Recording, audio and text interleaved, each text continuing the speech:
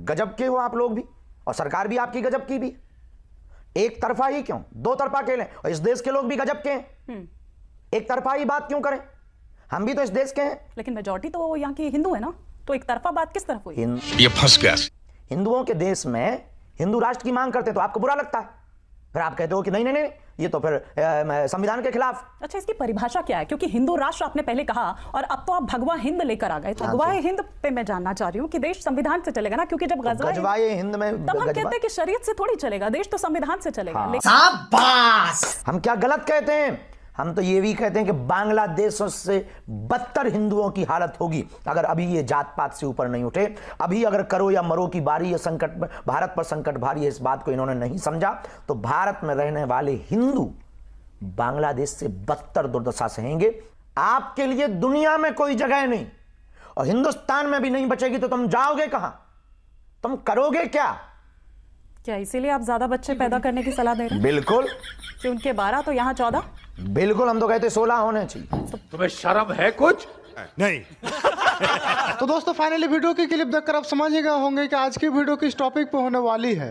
लेकिन उससे पहले मैं आपको यह बता दूं कि आज की इस वीडियो में इस धीरेन्द्र शास्त्री ने पूरी तरह से हाथ पार कर दी, क्योंकि इस धीरेन्द्र शास्त्री का कहना है कि भारत में जो हिंदू और मुसलमान के बीच में लफड़े होते हैं वो कहीं ना कहीं मुझे लफड़े होना अच्छा लगता है।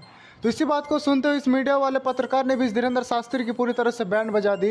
तो इस वीडियो को शुरू से लेकर एंड तक जरूर देखो और अपना कमेंट में जरूर बताएं। अब उन्हीं में से एक ज्ञान देते हैं कि जितना दीपावली पर अयोध्या में तेल और घी जलाया गया उतना गरीबों में बांट देते, भला हो जाता। अगर हम ज्ञान देते कि जितना बकरे काटते हैं वही रुपया अगर गरीबों में देते तो भला हो जाता, तो उनको आग लग जाती। लेकिन अच्छा, हम निकलेंगे, कारवां जुड़ता जाएगा, हिंदू जगता जाएगा, भगवान लहराता जाएगा। लेकिन शास्त्री जी, इसकी जरूरत क्यों पड़ी? इस पदयात्रा की जरूरत क्यों पड़ी? Good question.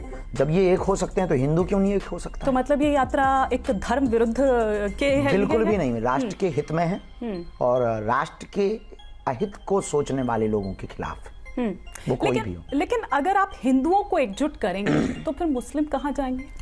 बात तो सही है। सनातन धर्म को वो स्वीकार कर सकते, हमें कोई दिक्कत नहीं, वो अपने मजहब में भी रहें पर कायदे में रहेंगे तो फायदे में रहेंगे।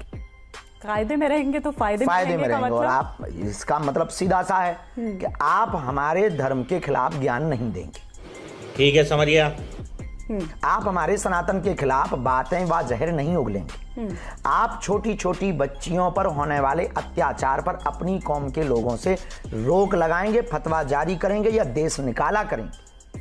आप राम के राष्ट्र में राम के होने का सबूत नहीं मांगेंगे और आप कृष्ण जहां प्रकट हुए हैं उस भूमि के लिए आप जो है उसे अपनी संपत्ति नहीं बताएंगे। आप प्रायोजित तरीके से रामचरितमानस को जलवाने के लिए प्री प्लान नहीं करेंगे। आप राजस्थान जैसे प्रदेश में भीलवाड़ा में आपके इस समाज के एक युवक द्वारा गाय की पूंछ काट करके हनुमान जी पर चढ़ा दी जाती है और देश का कोई भी मुसलमान नहीं बोलता है।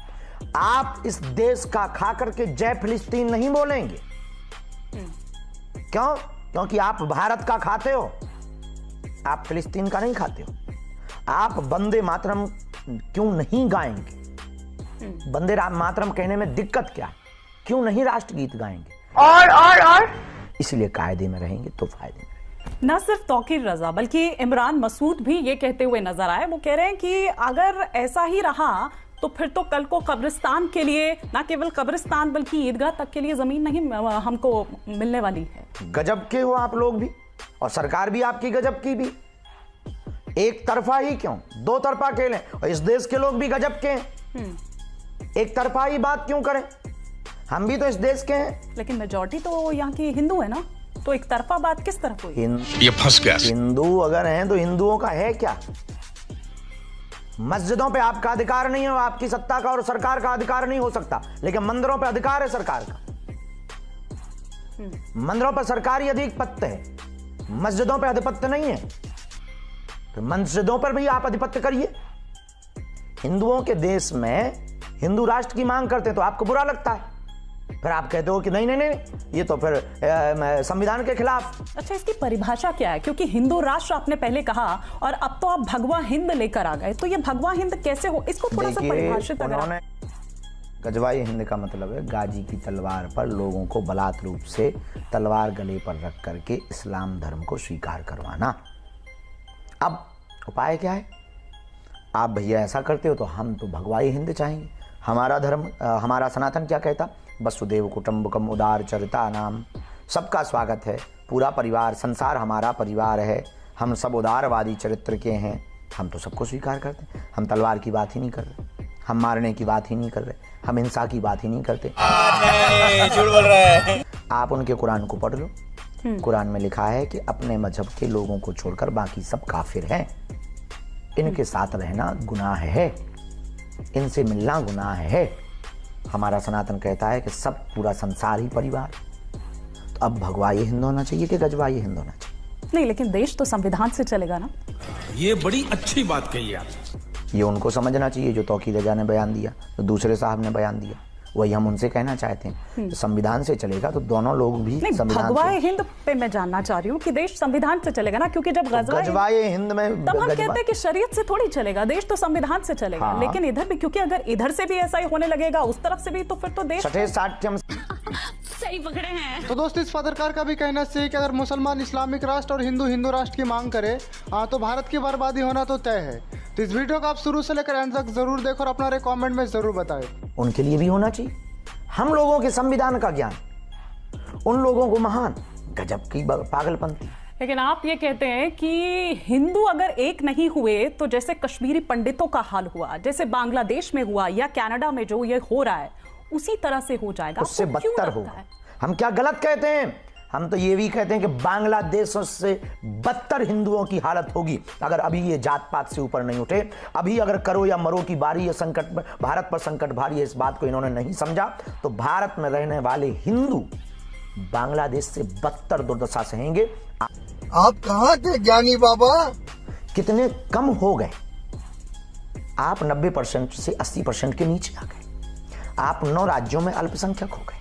सूरीनाम में हिंदू 0 होने की स्थिति पे, पाकिस्तान में 0.1% की स्थिति पर पहुंच गए आप। फिजी में हिंदू घट रहा है। नेपाल हिंदू राष्ट्र के हाथ से गया।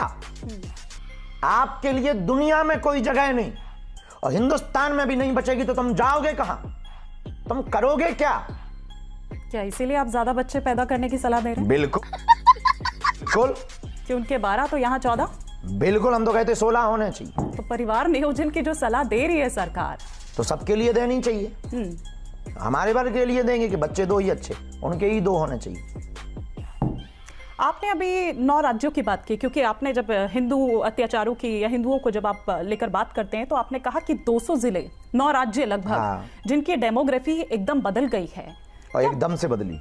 क्या वाकई ऐसा है?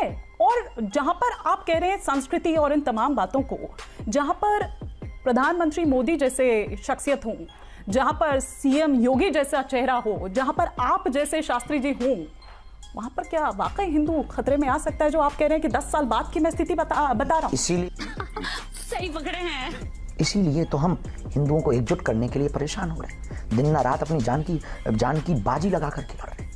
हमें क्या फायदा?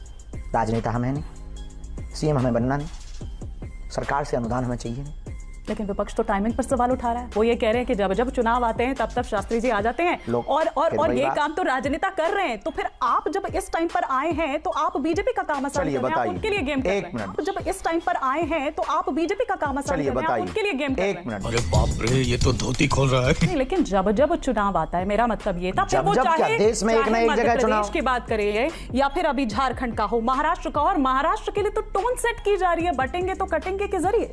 ये राजनेता अपना फिक्स सब कर सकते हैं, हम धर्म नेता हैं। इसकी माँ का भोला। जब अत्याचारी, दुराचारी, बलात्कारी इस देश की राजगद्दी पर बैठ सकता है तो भगवाधारी क्यों नहीं बैठ सकता? इसमें बुराई क्या है? और हम तो भारत के संतों से कहेंगे, अब मठों मंदिरों से बाहर निकलकर देश में और आगे आना चाहिए और सत्ता पे भी बैठना चाहिए। तो ये तो खुद मुख्यमंत्री योगी आदित्यनाथ ने कहा ही है, बटेंगे तो कटेंगे, और मतलब एक टोन सेट करने की, इसीलिए मैंने कहा कि चुनाव के दौरान और आप आए तो ये कहते हैं कि आप दरअसल बीजेपी के लिए बैटिंग कर रहे हैं। चुनाव के दौरान और आप आए तो ये कहते हैं कि आप दरअसल बीजेपी के लिए बैटिंग कर रहे हैं।